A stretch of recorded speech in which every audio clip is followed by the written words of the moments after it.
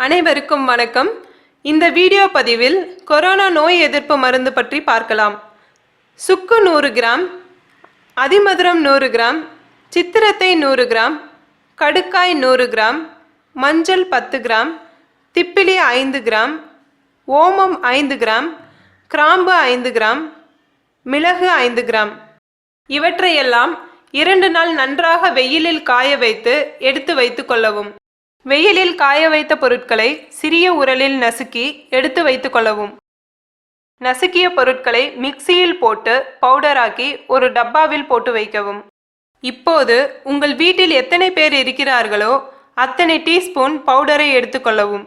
உதாரணமாக உங்கள் வீட்டில் 3 பேர் இருக்கிறார்கள் என்று வைத்துக்கொள்வோம்.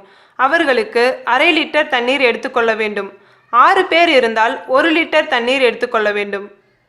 இந்த 1 லிட்டர் தண்ணீரில் 6 டீஸ்பூன் பவுடர் போட்டு கேஸ் அடுப்பில் 15 நிமிடம் கொதிக்க விட வேண்டும்.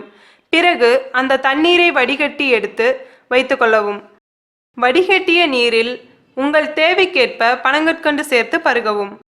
இதை வாரம் 1 முறை பருகுவதால் உங்கள் உடலில் நோய் எதிர்ப்பு சக்தி அதிகமாகும்.